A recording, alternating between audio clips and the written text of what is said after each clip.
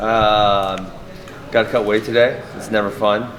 So I'll probably be more happy like at say 9:15 a.m. tomorrow. Right. And training camp went well. How are you feeling in terms of physicality? Training camp, everything was good, productive, injury-free, and I think I'm going to be lighter than I have been probably ever to start my weight cut. So it's not by much, by half a pound or maybe a pound. So it's nice. Mm-hmm. Fighting again in Singapore, how does it feel to come back and compete here again? It's good. I love Singapore. When I left in 2017, I didn't know if I'd ever be back because it is quite far by plane, even by plane. If you had to walk or drive, you might never get there. So it's great. I love it. The last couple days have been busy with media and other obligations, and now I'm gonna cut weight and still enjoy a few good meals on Friday night, Saturday morning, that kind of thing. Right, and when you called out Damian Maia, it kind of took everyone by surprise. What was the reasoning behind you calling out Maia? I always wanted to fight him, right? He was a guy who's been in the top division forever. He's fought for world titles at both middleweight and welterweight. And I liked his style. I liked that he stayed, so he did two things. He stayed true to his grappling roots, and he also implemented his wrestling really well in jiu-jitsu, which is something a lot of jiu-jitsu people fail to do. So, right. I always want to see a challenge. I really do view him as, really when you think of best grapplers, probably him or Khabib. And obviously Khabib's not in my weight class. So it's like, okay, I get to have this test, which I think is going to be an awesome test, and I'm looking forward to it. When you got to the UFC, was that always a fight that was at the back of your mind? Well, unfortunately, when I got there, he had lost the three in a row. So, I kind of figured it was time, passed. But actually, during my first free agent negotiation period back in 2013, he was pretty highly ranked, and that was someone who I thought was a possibility I may fight. Right. And when you got to the UFC, many people did not kind of give you much credit, but one could say you are the most interesting or entertaining fighter in the UFC at the moment. I actually feel like I was given a decent amount of credit when I came over to the UFC. But yeah, I think there's obviously a level of intrigue of how I would do in the UFC, and so far the results have been mixed. I had the fight against Robbie, who he's a former world champion. I was able to get my hand raised, and then I had the negative result against Masvidal. This Saturday will prove a lot. Right, and how was it to deal with a loss? Obviously, that was your first in a really long time, first in MMA. Just how did you kind of have to deal with that? Man, I don't know. I just hopped right back in, and I had the fight, not as a booked, but talked about with Damian probably within a week or so, and so I was ready to get back in there and change the direction.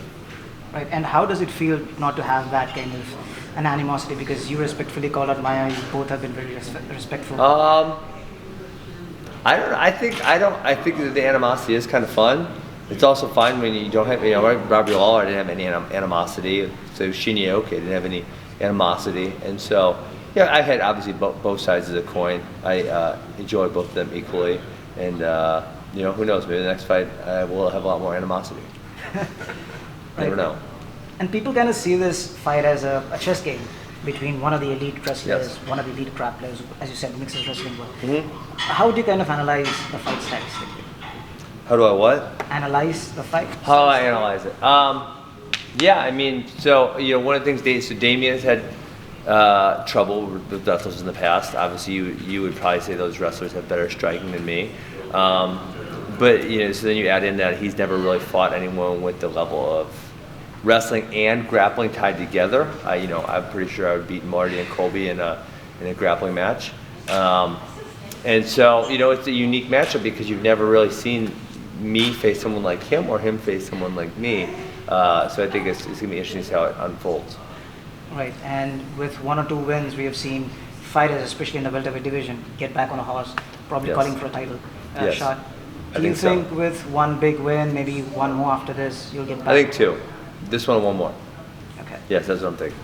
This one will be hard. Unfortunately, George is probably going to get the title shot when he beats Nate, which I don't love, but it's hard to argue with, obviously, trying to be objective.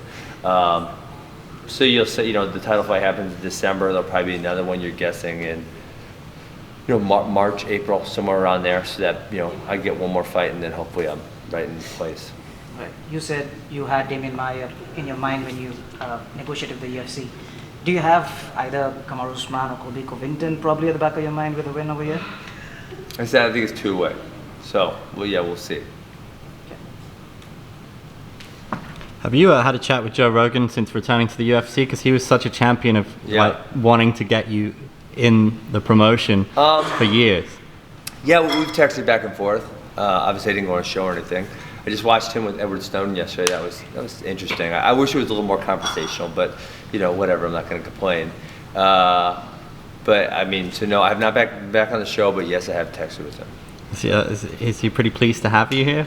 Yeah, I think so. For him, and he's just a champion of mixed martial arts. He wasn't, and I don't think he's always a fan of why I was kept out. And then all the other politics. It's just like, the reason mixed martial arts started was we wanted to see what would happen when all these different people with all these different fighting styles got in a cage, and what was actually the most effective.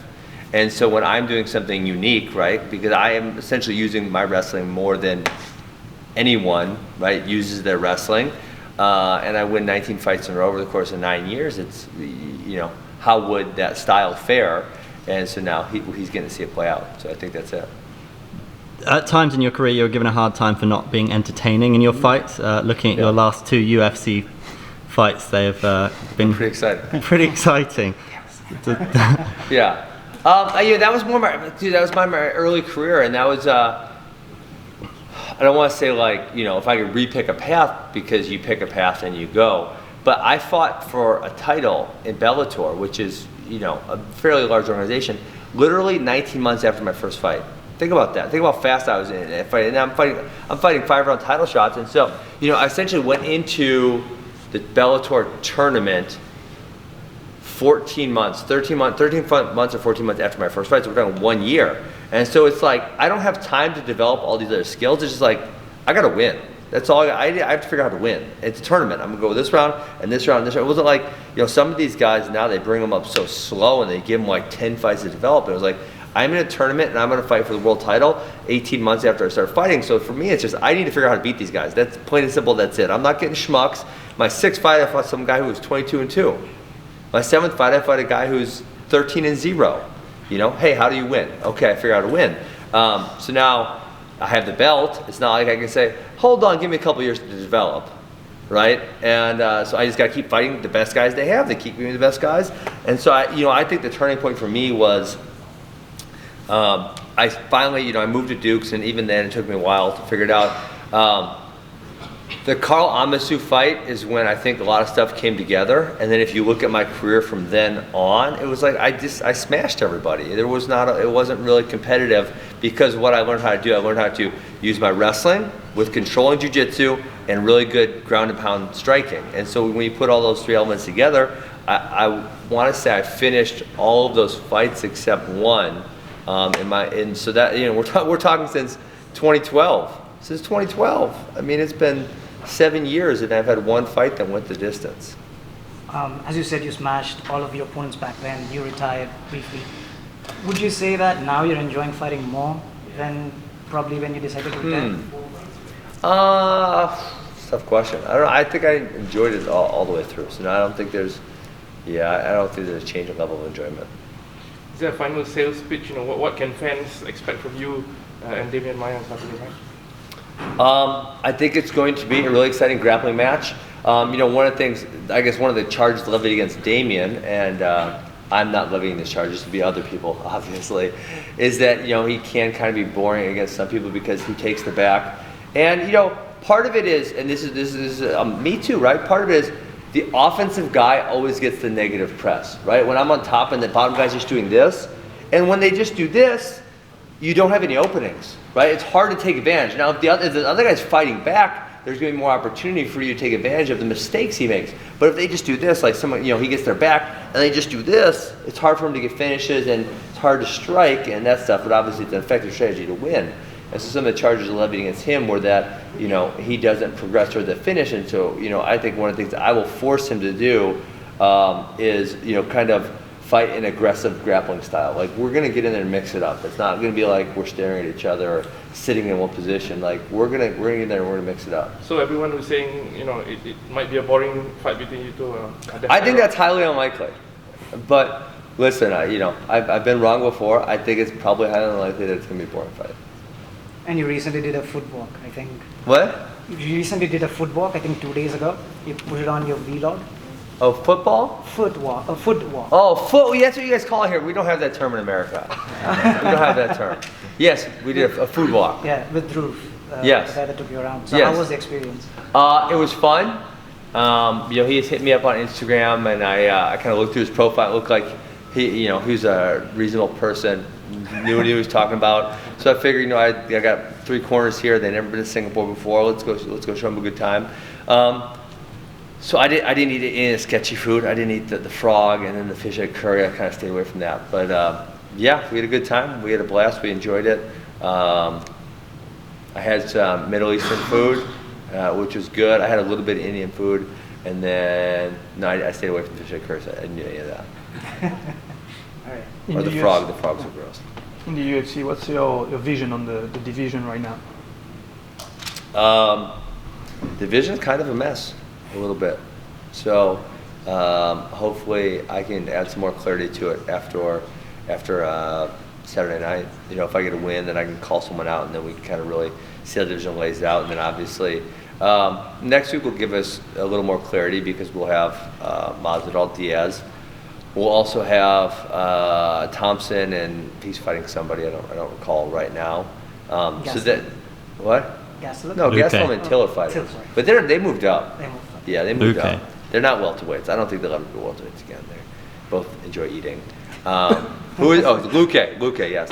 So I think after next week we'll have a little more clarity, and hopefully get a win, get a good call out, and then again we'll see where the division goes. Then to